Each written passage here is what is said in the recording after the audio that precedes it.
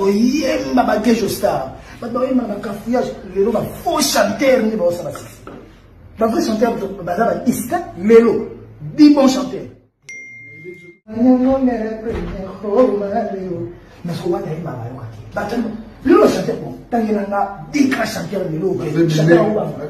Tomoni Bino, Sangongo Bimagi, pourquoi Fally Ipupa, meilleur chanteur de la RDC, plus de 54 millions de personnes, Yolé Mbiko Lekabango, Wani Koti Mikolo Ipupa. T'es grand peu de joke, moni to le barak, il faut que la moi discipline, il y a champion, moni ko ganga, ko sala moi trop, tant si on a parlé de chaque cassette, zo ganga, li ko cassette, zo kan so bien.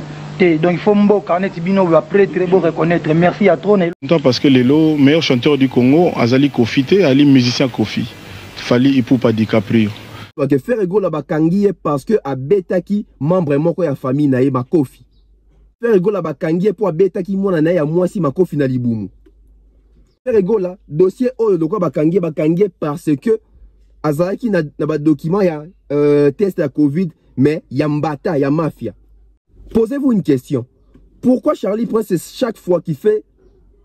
Bon, il a sorti médiatique côté. Pourquoi à chaque fois qu'il réapparaît sur la toile, Azwaka Buzz n'a comme Fally? Citez-moi ou bien sortez-moi une émission où Charlie Prince a ça la buzz pour la faire égaux là. Et moi j'aurais aimé que Charlie Prince a sa chroniqueur musical, n'est-ce pas? Mais toi, tu as musique congolaise, contenu dans nous, il y a Moussa Nabiso, il y a chronique, Ezali, contenu à musique congolaise. Musique congolaise, le PCBiso, bah, contenu à Minene. Et PCBiso, contenu à concert, il y a bien affilé, na stade Sokol, na Congo central. Musique et PCBiso, contenu à tourner, il y a Fabregas, na États-Unis, ils ont continué. Contenu, il y a Moussa dans la biso chronique musicale. Et puis, c'est biso contenu, à concert à Fally pour tourner Bandi, en Angola. Tourner à Robin, ils ont continué, date sur date. Il y a dans Suède, je crois, au côté, en Allemagne, je crois. Mais Mouto a bengi chroniqueur musical. On l'a traité Makambouana, il y a qu'à traiter ma vie privée, à batuna ba règlement des comptes. Mouto bon auto benga journaliste, auto benga na kata corporation, abiso ba chroniqueur. Esprit, parce qu'il faut que esprit à communauté congolaise. Nga déjà dans Dieu merci, dans un esprit à communauté congolaise. Alors toi aider bande communauté dans esprit à communauté congolaise parce que dans quatre esprit à communauté congolaise, ça jalousie, songi koiba makambo batu haine, acharnement. Gaz moi na bato ça même pas na 30 ans beti concert na na maroquinerie, au moins ba détracteur ba jaloux ba bimi pour le bakeno, a beti concert na boîte de nuit. Il faut osala mutumo bo voyager na makanisi. Imaginez-vous une personne comme en France ayebi même pesika maroquinerie ezalaka et puis à découvrir maroquinerie na par gaz moi te mazo bakeza boîte de nuit. Il n'a jamais été. Vous voyez la sorcellerie de la communauté congolaise. Et pour votre information, salwana maroquinerie ça salle moko mythique. So batu ba éviter. Et pour votre information, pour l'accident là qui s'abino bateau ba ignorant, que ça salle de fête, c'était parce qu'il faut qu'il y ait un bino boy. Et ça salle de fête, c'était les boîtes de nuitée. C'est une salle de production scénique aussi. Bruno Mars est passé par là. Paris, make some noise!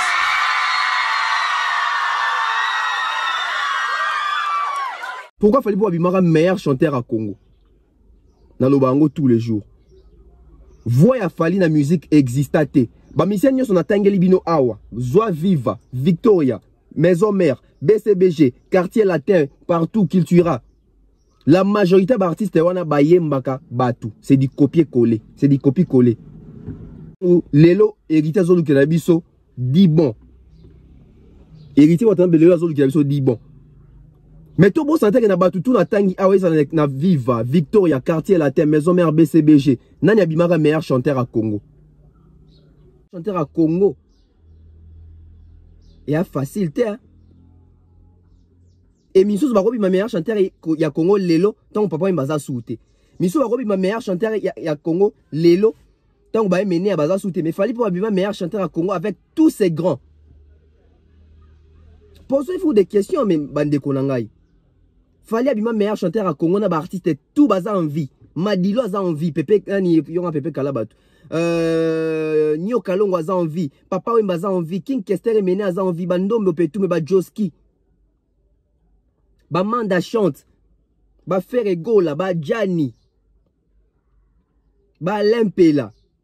Fallait abima meilleur chanteur, bateau tout baza en vie, bazo yemba, bazate bazo ba pose, ba yembaka.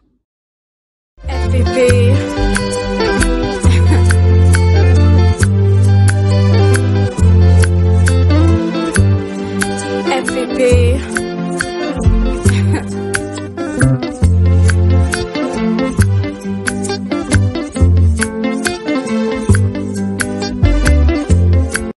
Salut à tous et bienvenue sur la chaîne BF officiel. Mais avant d'y aller, assurez-vous de liker la vidéo, de vous abonner et d'activer la cloche de notification pour ne manquer aucune de nos prochaines vidéos.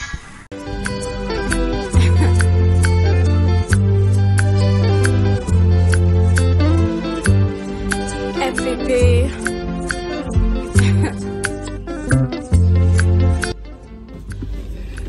Bienvenue sur la BEV officielle avec Tonton Bev, les transferts les plus chers de la presse congolaise, l'international, 12e merveille, les motiver toute une génération, monsieur Autotune NFL, cerveau penseur, l'ingénieur en communication, et surtout, c'est un plaisir de vous retrouver une fois de plus, hein, jumeau de la vérité, je suis là. Bonjour, bonsoir.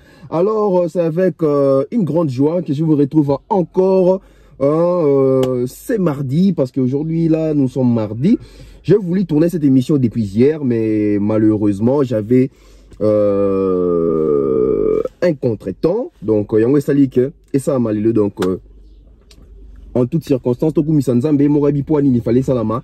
Lélo, je vous prie de vous abonner, hein, si c'est la première fois de regarder cette chaîne.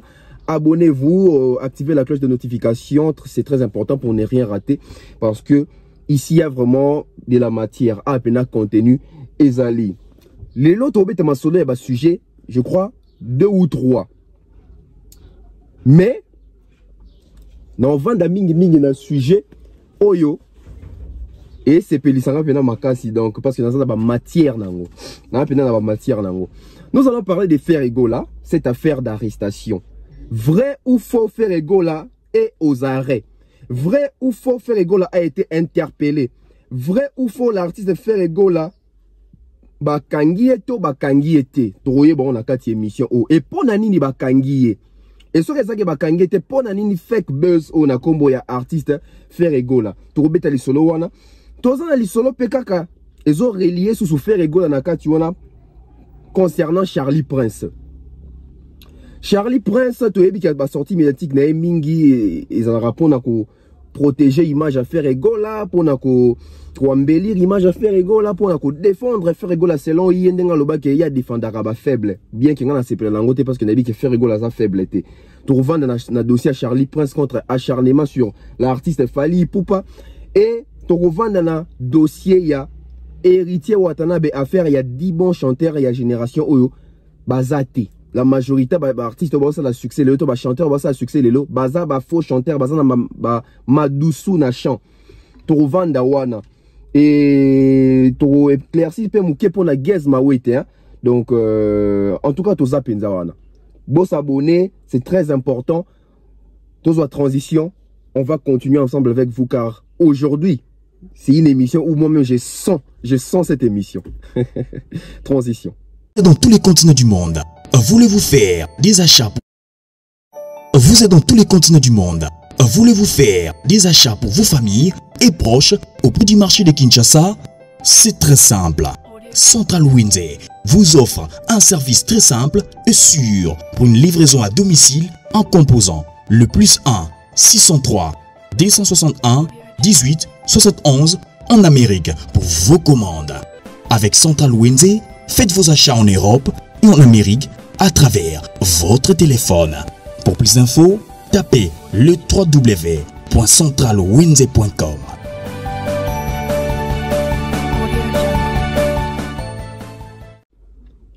Ferregola, cette affaire, il y a arrestation. L'arrestation, l'interpellation, et c'est ça qui depuis vendredi. Et tout le monde a toile lundi. Vendredi, samedi, dimanche, l'actualité où cette information a été étouffée. Pourquoi ça a été étouffé? Parce que interpellation to arrestation ça n'ango le sonité ezaka ke otamboli en dehors tam semi be comme robo en dehors ya ba loi to ba règle nde ba ko tia loboko sérieux soki justice ezali penza mais et là on a linga to tanga na nous communiquer oyo yemo ko kutu faire je crois à publier qu'on a monopé par la Tracy par Reléan etc. Ce qui prouve la substance que oui Ferregola a été interpellé. Bah misusu ko ba ke akendaki musika na garde à vue. Il y a 2 jours, je crois, dans ces trompettes. Tout le temps à communiquer, hein, parce que transparence c'est ça là. Nous sommes dans l'obligation, bon, communiqué officiel.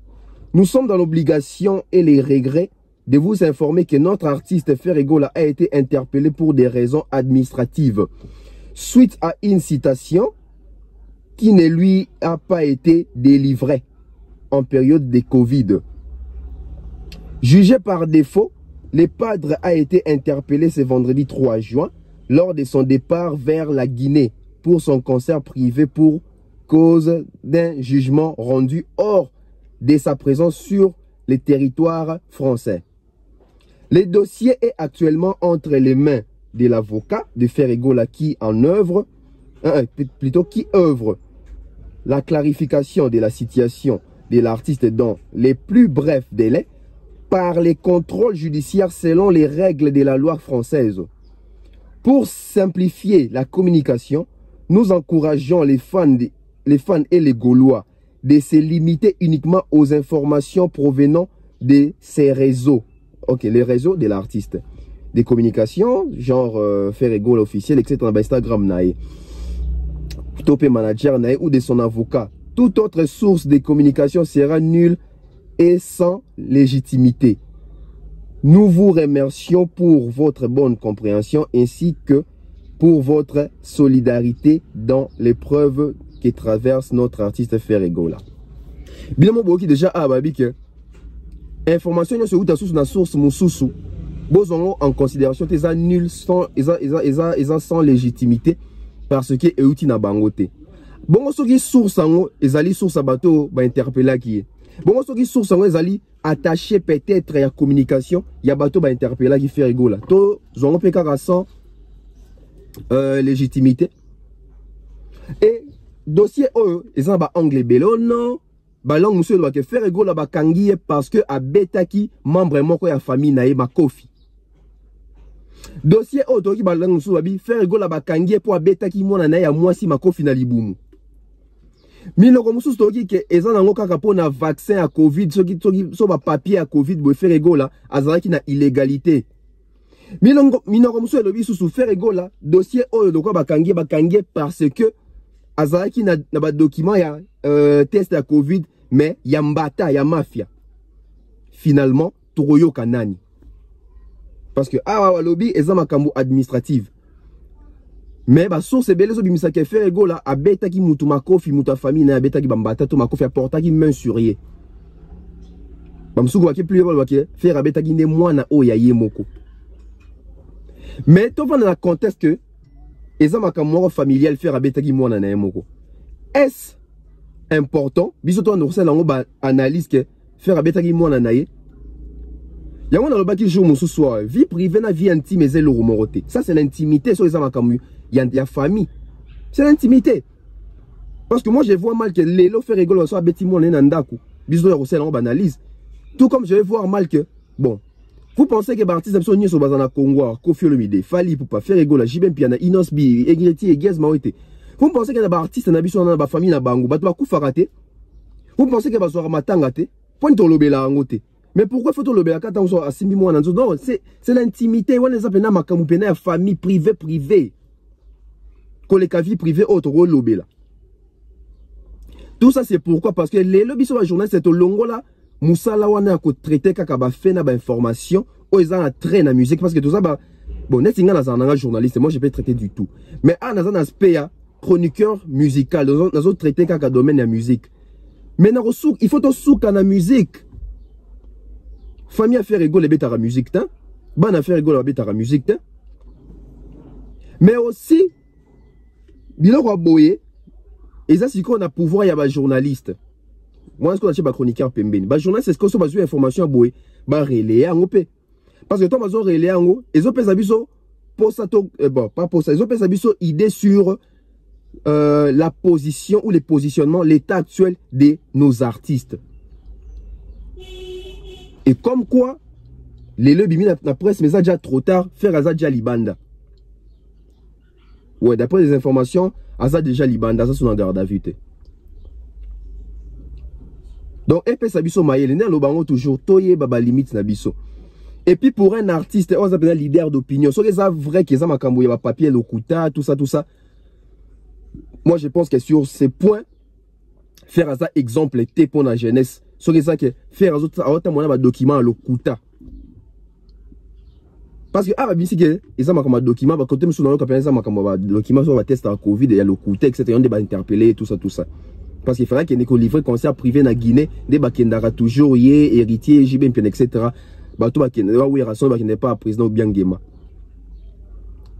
Si c'est vrai que Ferrego là, à voyager avec un papier moro, ils ont la légalité, Ferrego n'est pas un exemple. Si c'est vrai que Ferrego là, interpellé pour bêta qui membre de la famille, en tout cas, moi je ne pense pas qu'il est à l'ingay.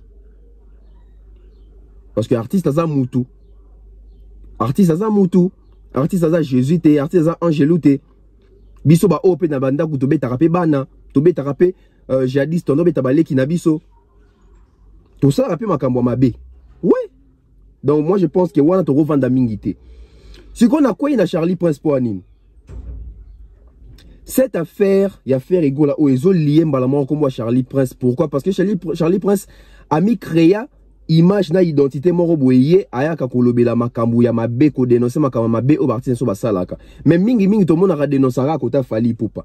Posons-nous une question, so ki Fally Ipupa ndemu to bakanga ki e boye 2 jours na garde à vue de bazolo ba a Charlie Prince nga ça déjà combien d'émissions? Et maintenant quand il s'agit de faire go la Charlie Prince, il veut masquer l'actualité à Zuba Voice so gadi la so aya nango sur la toile pour couvrir cette affaire de Ferrego là, tandis qu'il était au courant que Ferrego là est aux arrêts, Sogi Isaiah Solo. Donc vous voyez comment est-ce qu'aujourd'hui la presse fonctionne. Et moi j'aurais aimé que Charlie Prince a sa chroniqueur musical, n'est-ce pas? Mais toi tu musique congolaise, contenu dans nous, il y a Moussala Nabis, il y a chronique Ezali, contenu à musique congolaise. Musique congolaise, le PCBiso, bah contenu à Minene. Et PCBiso contenu à concert, il y a bien affilé. Na stade Sokol na Congo central. Musique et biso contenu à tourner, il y a Fabregas na États-Unis à continuer. Contenu il y a Moussa dans la biso chronique musicale et biso contenu à concert à Fally pour tourner Bandi na Angola. Tourner à Robin à continuer. Date sur date, dans la Suède, je crois, en Allemagne, je crois. Mais Mouto a bengi chroniqueur musical, on l'a traité Makambouana, il y a qu'à traiter ma vie privée, à batuna ba règlement des comptes. Mouto a bengi benga journaliste, tout benga na kata corporation, à biso ba chroniqueur. Vous trouvez ça normal? Est-ce que ba Charlie Prince le basa ba valeur pour na bana o bazo linga pa embrasser carrière oyo? Namoni batebele bazo komela ngai tonton Bev Charlie Prince sali live na Gloria Olangi tonton Bev tala Charlie Prince boye. Je vais mettre fin sur cette affaire, il y a Charlie Prince Lelo. Parce que déjà sur Charlie Prince dans sa l'émission, jadis na TV dans l'Andaï, mais depuis comme internet, en tout cas, je préfère 1000 fois suivre Mombaya, je préfère suivre Stemai, je préfère suivre Locolé, je préfère suivre Ado Yue que de suivre Charlie Prince. Je vais mettre fin sur cette affaire à Charlie Prince Sikoyo. Posez-vous une question. Pourquoi Charlie Prince, aujourd'hui, il est très présent sur Internet que na TV? Parce qu'il se vante qu'il y a ça le succès na TV, oui. Mais pourquoi succès n'est mingi et ça na Internet que na TV? On comprend déjà que autre temps, autre mœurs. Deuxième point, posez-vous une question. Pourquoi Charlie Prince, chaque fois qu'il fait... Bon, il a sorti médiatique côté. Pourquoi à chaque fois qu'il réapparaît sur la toile, Azwaka Buzz n'a comme Fally? Citez-moi ou bien sortez-moi une émission où Charlie Prince a ça la buzz pour la faire égale. ou une émission Charlie Prince ne traite que du faire ego là et ça lui buzz ba dondo 4 à 4 ans bazo relais ango. Même Charlie Prince a compris la stratégie aujourd'hui s'il veut exister sur internet, azana cible né si apona, il a fallu pour pas, il s'accroche là. Mais posez-vous les questions pourquoi chaque sortie médiatique il y a Charlie Prince où ça a succès et zali oyo a traité makambo fallu pour pas to a kenaka à l'encontre et contredire fallu pour pas. Soyez vous comprendre ango, vous avez d'intérêt Rolanda Charlie Prince parce que vous que lui pour vivre bien, pour se sentir dans le succès dans internet, il faut toucher Fali pour pas. C'est clair. Donc je ne pense pas qu'il y a même analyse de Charlie Prince au musique. On a fait une cabine remis balana bota lango et ça réalité. Émission ni Charlie Prince ça la faire et toi ça la faire et pessier makambu. Sortie médiatique ni Charlie Prince ça la pour un autre artiste et pessier makambu. Pourquoi Charlie Prince soit qui tozo lobileto soit gazu succès na YouTube n'a pas sorti médiatique et ça a sorti médiatique ou attaque à Fali. J'aurais bien voulu parce que dans la nico là vraiment gloire mon bimbate parce que dans le monde nanga ba retourner ka sur le moyen na Charlie. Na katia et là on va bien Charlie Prince live wana. Bien sûr ma question c'est déjà calculé que ba poser ba question ba c'est déjà un sujet n'a pas connu. Mais en tant que chroniqueur fall bah oui, tolobi ma comme tolobeli mais si on appelle ça bien une information parce que toi es journaliste. Fali pour passer en Angola bandit tourner, héritier watana bazan na Guinée, Gez Mao tabeta qui concerne la maroquinerie, bilo ko féliciter ya ko vanter yango wana. Mais bouche bé. Ba bon ça la musala o na ba haine na ba jalousie morobo. Pas important. On prend Gez Mao été.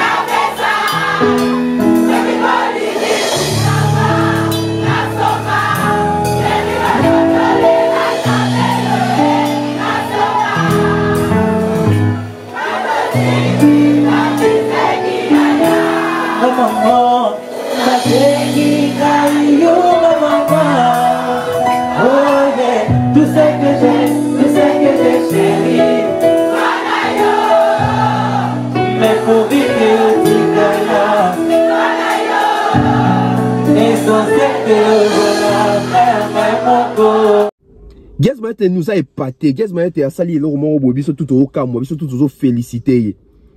Il a mis tout le monde d'accord. Et pour la bateau yo, si les lobazaka na esprit, parce qu'il faut que l'on ait esprit à communauté congolaise. Nga déjà dans le Dieu merci, dans un esprit à communauté congolaise. Alors tout est des bandes de communauté l'on esprit à communauté congolaise parce que dans quatre esprits à communauté congolaise, la jalousie, songi koiba makambo batu haine, acharnement. Gez moi na bato ça même pas na 30 ans beti concert na na maroquinerie au moins ba détracteur ba jaloux ba bimi pour le bakeno a beti concert na boîte de nuit. Il faut osala mutumo bo voyager na makanisi. Imaginez-vous une personne comme France T ayebi même pesika maroquinerie ezalaka et puis à découvrir maroquinerie na par Gez Mao te mazo ba keza boîte de nuit. Il n'a jamais été. Vous voyez la sorcellerie de la communauté congolaise. C'est pas normal. Osala te oyebi esika ezalaka te. Pour na kaka jalousie na haine. Et pour votre information, Salwana maroquinerie, ça salement mythique. So bato ba éviter. Et pour votre information, pour le la qui s'abino bato ba ignorant, que ça salle de fête, c'était parce qu'il faut qu'il y ait nabino boy. Et ça salle de fête, c'était ezali boîte de nuitée. C'est une salle de production scénique aussi. Bruno Mars est passé par là. Bobby Bruno Mars aux États-Unis. Nzemne la lingara mingi ya When I Was Your Man. Batouabi Nzemboani, une très belle chanson Bruno Mars. Bruno Mars wana États-Unis, ça carton États-Unis wana a bêta na maroquinerie wana. Y a pas que lui Bartis basé belé a bêta na maroquinerie wana. Paris Jackson pas bêta na maroquinerie wana. Donc ça va salement mythique. Salle mythique inga ça te salement monete. Salement iko ça peut mouké mais y en a confort, ils en a ba éléments tous ils ont reliés pour la concert où ils a concert mon production mon scénique il y a envergure mon etc. Même Olympia ça salle mon mythique. Fali pour babeta na Apollo Theater. Yo kasi Apollo Theater ça landeni. C'est une salle mythique. Ba salle ba Michael Jackson ba lekana ba James Brown ba lekana ba Apollo Theater wana. Congolais musane yangoyo. Motema mabe, haine, acharnement. Ce qu'on t'a lobby bon aux unis. Au cas où quitter si gaz ma wete, hein? Il faut savoir que tu fier, mboka na biso drapeau na biso des hommes matalikolo bongo. Na âge na wana tant musique ça passe bois oser abeti musique. Bo jeter ba fleur.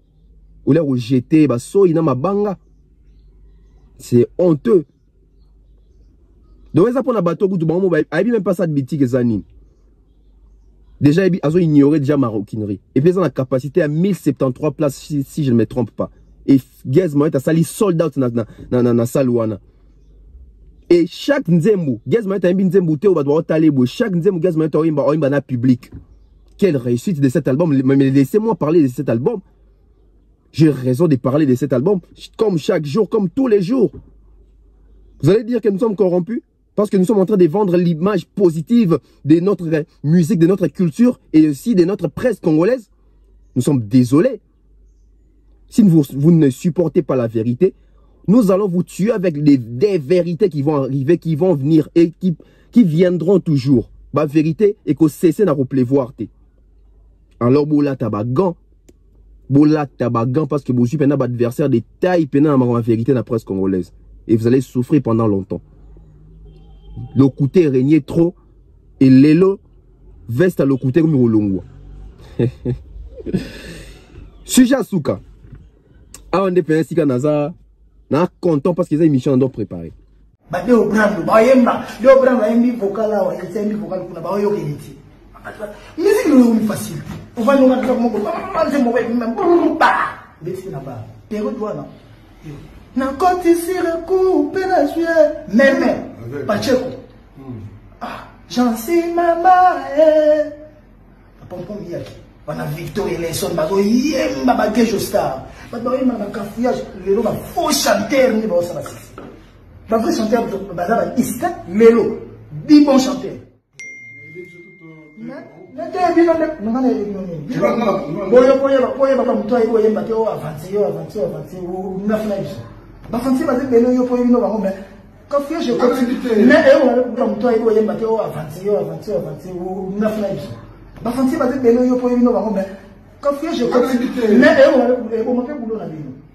Parce que je vois, tout ça après, c'est ma zone, ça va en dédicacé, mais on a dit, hé, t'es là aussi.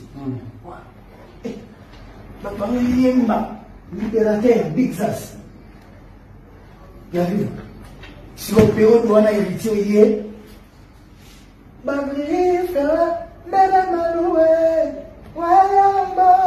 Chabon. Ale kakananzela opeba bela kayo nere maluwe badani mbayi nani yango madama poto maluwe viens pas poka nani yango mere prene khomaleo nasko wana ima bayo kaki batano lelo chanter bon tangela nga dikra chanter lelo Fali non chanteur azala déjà comme Fabregas grand chanteur azala période on a bébé on même période on ba oye na libéro ma moto na ba chemi ni ba te ba ministre na ba pesi bien big ça ça na victoire et allez na vivre Héritier Watanabe a faire 10 bons chanteurs oyo na moni ba te belé baziongo likolo mais ça sujet moko très très pertinent et merci na héritier ndenga révéler tout sujet oyo affaire il y a 10 bons chanteurs héritier Watanabe mutapesi biso contenu on a hier moko pe na ba argument na albi à l'époque Pati Pacheco Zomba Koto, Pompom Yeka Zomba Koto, Deo Bon Zomba Koto, Soleil Wanga, héritier pas Bimi, Pache voix, etc. Les lots bat Zomba na ba cafouillage, les lots ba faux chanteur ne bazo ça la succès, c'est bien. Et tant que ba tangeli parce que héritier mon route à Singabi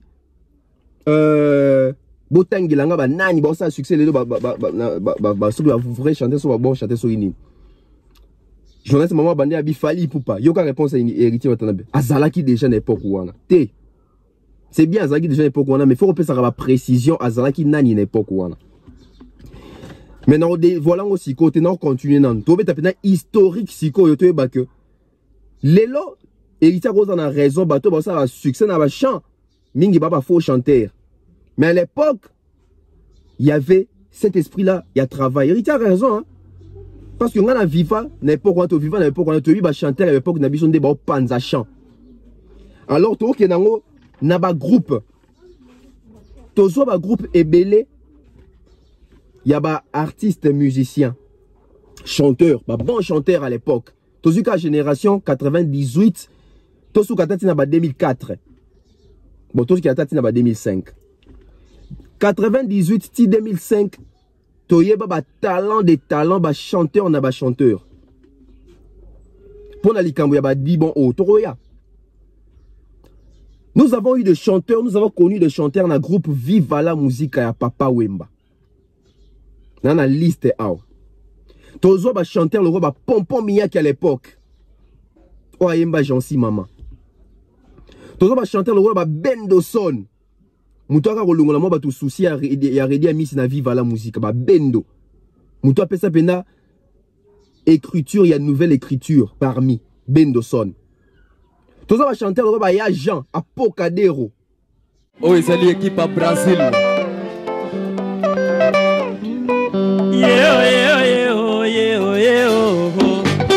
Nga komo bela ompona yeo.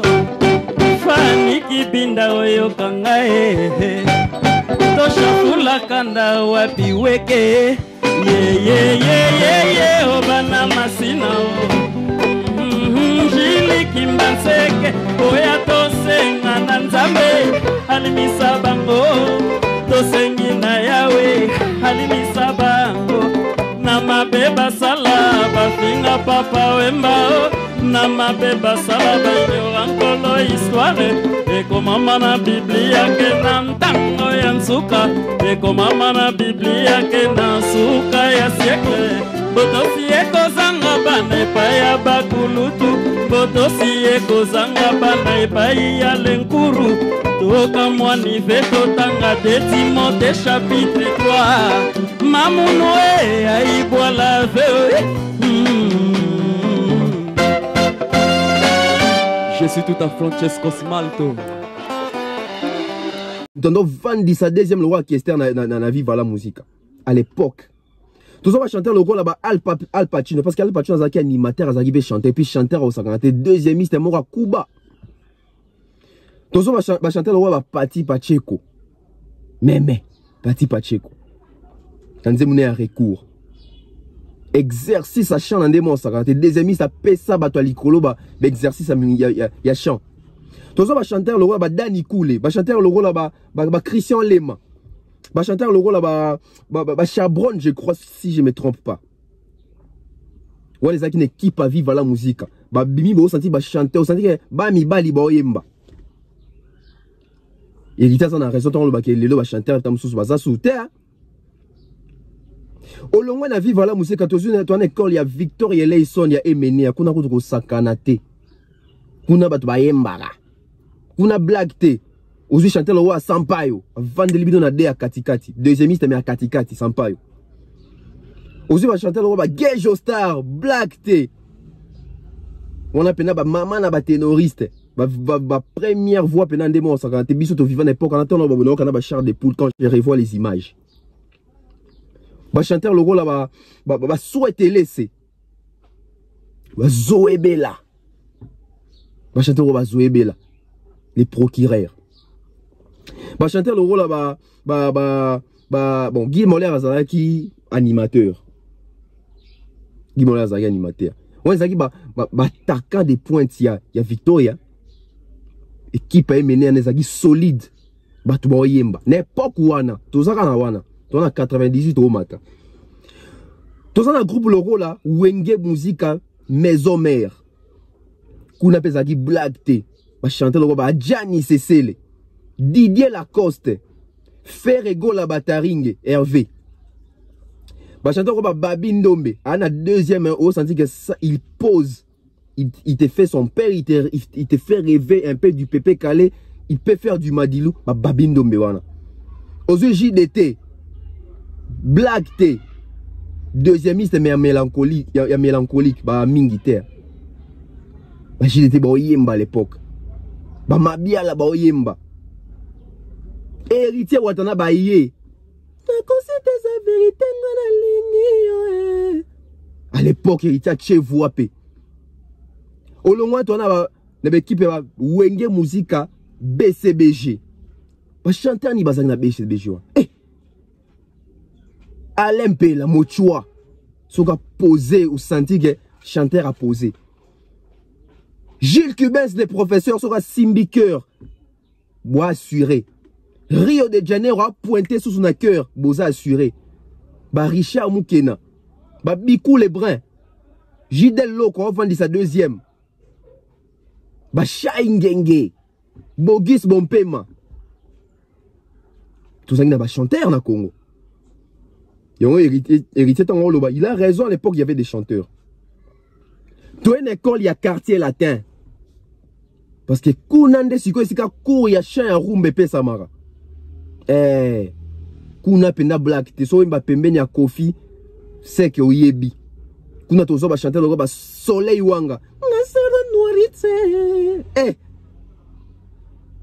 Ba soleil wanga ba ye. Montana Kamenga sommet des sommets. Makose molai pembe mwenda metiela na linga nazo.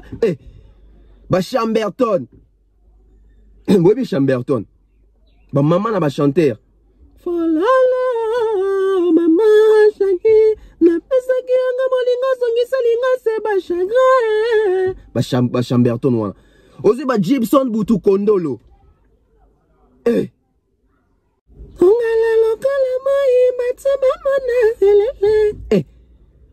Ozu va chanter on va Fali Ipupa.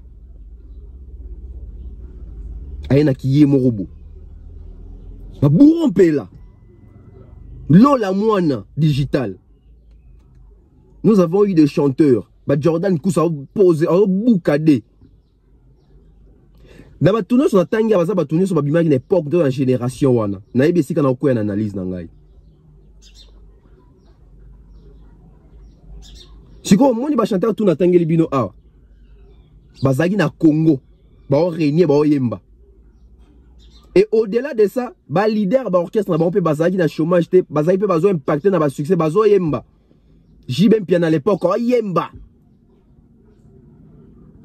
Kofi Olomida yembaka. Oui, raison na yemba ba 13 ans. King Kester mené ye kumuye moko dans les grands qui simbien bazo yemba. Papa Wemba Zoyemba à l'époque. Manda chante à Zoyemba. Na wenge référence à l'époque. On a le Akabouena Marie-Paul. Eric Touti à Zoyemba. Baba Biaba Zoyemba à l'époque. Na culture pays pas oisé comme Joss Dien pe baye ba Chéri Bizuka baye ba Gabana ba Zoyemba. Si qu'on a époque où autant lelo héritier Zolu Kelabiso dit bon. Héritier wa tambe lelo Zolu Kelabiso dit bon. Mais tout bon santé na batu tout na tangi awe na Viva, Victoria, quartier latin, maison mère BCBG. Nani abimaka meilleur chanteur à Congo.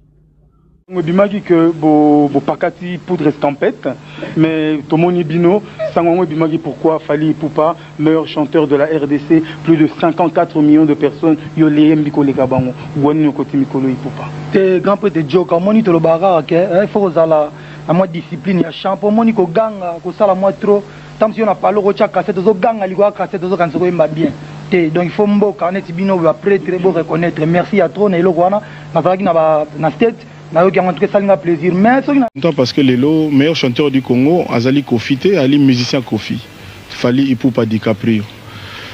Et Naza vraiment n'est quoi. Donc, ils sont vraiment rares. Ils sont vraiment moins rares. Donc, meilleur chanteur du Congo, na mini tout toujours bangana yo. Ngam na lobby en côté. Ils allaient ba expert. Ba voix autorisée, ba tuba poni.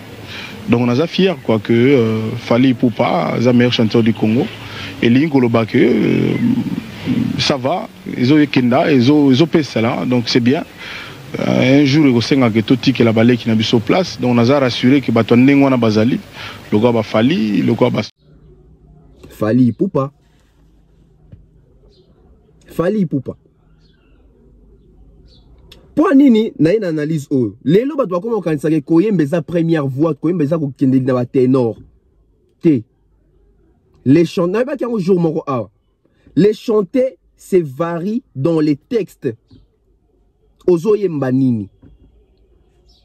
Comment est-ce que tu accompagnes tes chansons? Comment est-ce que tu chantes tes chansons? Qu'est-ce que tu chantes?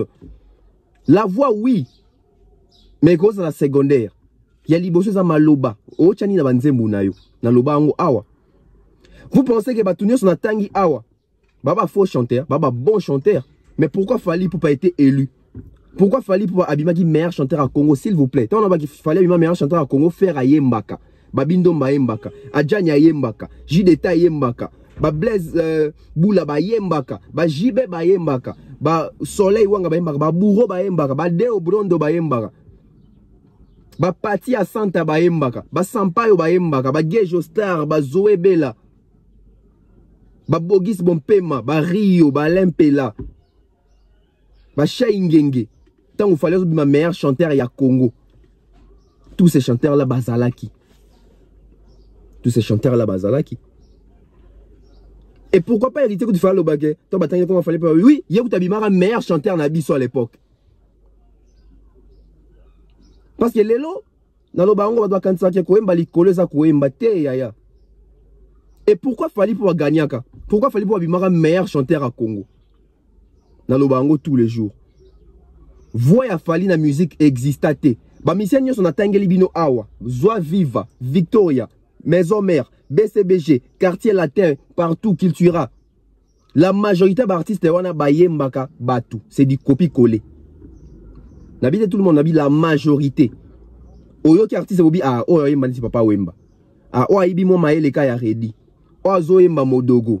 O azo yemba Madilu, o azo yemba Pepe Kale, o azo yemba Carlito, o azo yemba Debaba.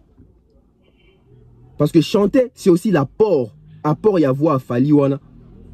Parce que bato belé quand on se moment na balingara Fally déjà dans nous te, bato belé pe ba jaloux ne ka mais ba yebike. Na makambo oyemba. Leo na moni na ba miel de so ba koti pe makambo ango. O makambo ko yemba etc etc. Ko yemba za ko ganga likolo te ko kende deuxième voix te. To ko kende première voix likolo te. Ba grand artiste écoute si ba expliquango. Parce que so ba nimba me so ke bato ko yemba likolo nde ba le karabatu. On bozo cracher na ba emeneya. Et ce qui est bien que, ose à la première voix, ose à la deuxième voix, voix li dans Nzembo basalango toujours na deuxième voix. Voix li dans Nzembo sera toujours la deuxième voix.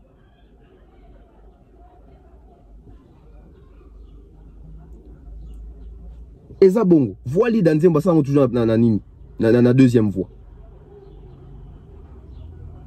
Et batu ba yebi na bongo eza bongo. Et bota là ba chanteur ya ba première voix mingi. Bazara makasi na ba vocal so ba pesi bango. Mais ça ya pas seulement na première voix pesi pe na chance ça dit que ba chanetika là. Baza rare, ya ba faire ego là na baza ba rare. Tala ba Lacoste ba bon, tala ba Jenny ba bon, mais combien de chansons à succès? Ba vocal so dondio tanga ba vocal to tanga.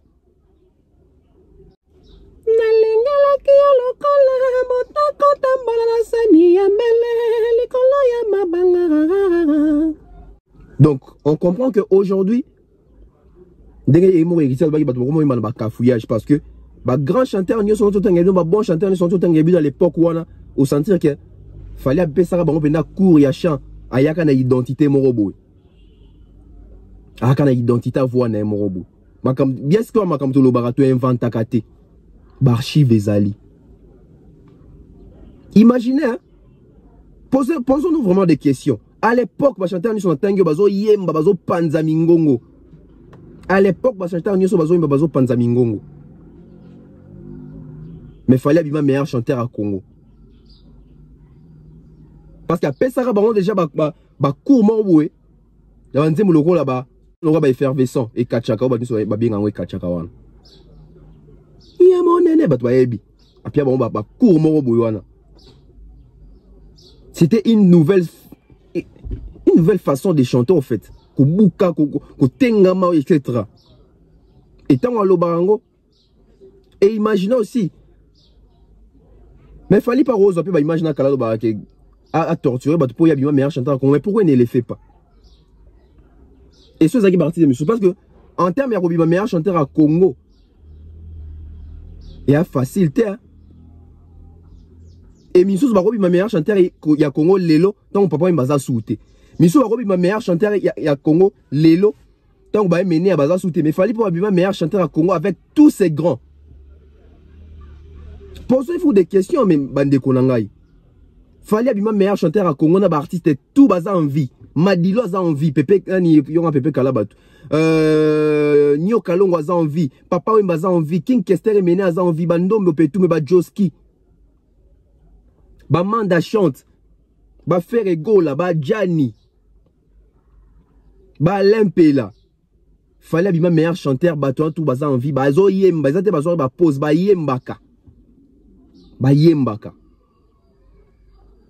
Posez-vous des questions. Donc, les leçons, il faut en il a hérité ou attendre 10 bons chanteurs. Il faut bandara fali wana. C'est un bon chanteur parce que a yembi na lingala, a yembi na français. Banze mbongo ils ont consommé batou, à faire chanter batou. 10 bons chanteurs. Tout ça na ba fali, tout ça na ba ferré, tout ça na ba yemoro héritier, tout ça na bin affilié, c'est un bon. Aujourd'hui nani susu na rocha. Fonga Space Aïmbara bien, c'est un bon. Donc, bah chanteur bazan na bango. Bon, moi, ils ont 10, il n'y a pas si pour 10 quoi. Parce que héritier côté en a raison. Ils ont pas si pour les tours que ça 10 chanteurs, il y a bien à Congo. Mais tout bon, ça rendait histoire. Tant héritier, à l'époque, il y a Zoyembana, Batouana, tout. Il faut se rappeler, honnête, sincère, à l'époque, tant Zoyembana, meilleur chanteur na bango Congo, il Fali Poupa. Bah, Votara Fali Poupa. Fali Moutabimara, meilleur chanteur à Congo. Voilà. Tout le monde a besoin de souka dans un minute mingité. N'enga tobe taka moi li solo wana. Et ça libiso bien. J'espère que moutam tazuit les sommes tazuit par naïe. Moutam ta s'est retrouvé. Bato bae barate. But ya chaîne op yango wana. Ma solo a canapé tobe tarapo. To rafraîchir bato ba mémoire. Boki fali et pas Jokanda lo bakabi. Bato bakansa koye bezo chese dozo ganga likola kasende koye ba te tant ba ko ganga na bato la première voix to bakansa keso zo mata ba gradende te posé et mené à ganga te Madilu a ganga te Papa Wemba ganga te et là quand vous serez ke ba artiste mingi ba bon chanteur to ba grand chanteur so ba tout ba idole na bango ba taka mingi ba deuxième c'est là on a compris na temps wana o ka ba tenga bido ba vie Gina wa Gina la première te Pepe Kale kuta zane na katikati. Ni première, ni deuxième année katikati. Banet ba déclare, banet ba fali ba déclare, banet ba Madilu ba déclare. Bon, de bara déclare, hein. De à katikati. Parce que, toi na ba de assez, toi na ba de moyen, toi na ba de élevé, toi na ba de léger, ou toi banet ba déclare, etc. Parce que tout ça, dans une différence entre Ozora et Tozu, dans une neti, soit dans une Kofi Olomide, Kofi Olomide a peine DAC, il y a profondeur. Soit dans une Modogo ça de lourd. Parce que na lourdeur ya Modogo na tindika a musika makasi. Modogo ça de lourd. Soit dans une chanteur loco là Redi Amisi a des mots moyen. Parce que a Koki paye moi a des mots moyen. Ba deux légers et ça bah fallait pour avoir deux légers parce qu'il y a deux légers dans Anna Katikati, il y a première na deuxième one. Soit la chete mbébé on va dire bah fallait vous attendez me partir ça na whisky. Chérie comme linganyoke. Allez, on les a sous deuxième thé on a pour moi maintenant regarder même si aujourd'hui nous à service. Love. Il part. Donc on a ba déclare bango ba Madilu etc. Donc toi il va rappeler que classifier et puis toi il va respecter va chanteur nyonso né tu loba awa les loba te belé ba ko ya ba meilleur chanteur à Congo tant va papa il m'a baza sous-souté mais fallait bien meilleur chanteur à Congo bon réaliser un peu avec tous ces grands dans tout temps il a bido baza qui a envie ba yo yemba ya te batika musique ba yo yemba merci comme ça toutes les personnes balandi biso merci à mes sponsors César Amanyamani César monsieur Franck Kassongo hein, merci pour tout bon séjour à Kinshasa.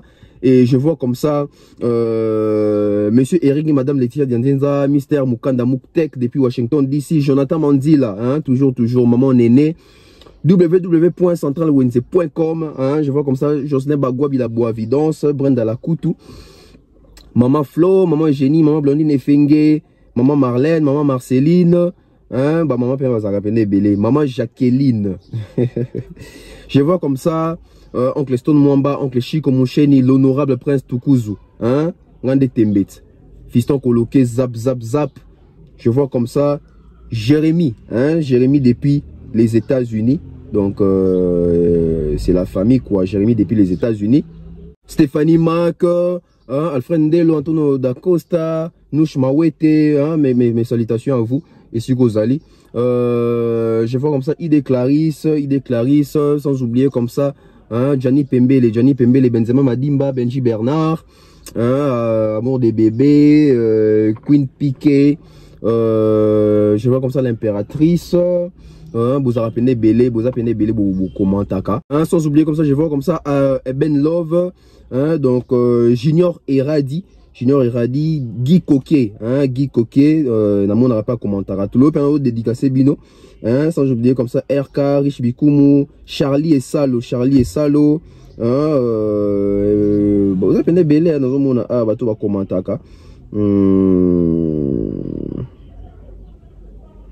Je vois comme ça Destin Papoué, hein, Black Pearl de la part de tonton Bev, dédicace à toi, hein, je vois comme ça Rag HDIJSTN, l'invité son à prononcer bien, la boy sans oublier comme ça Bessele Boutou, hein, Clarisse Ndouna. Merci à vous, on se retrouve très prochainement. C'était comme ça tonton Bev, abonnez-vous, activez la cloche de notification pour ne rien rater. On se retrouve très prochainement. J'espère que les leçons à l'élo, matière à l'élo, pour apprendre les sous 1+. On se retrouve très prochainement. Bye bye.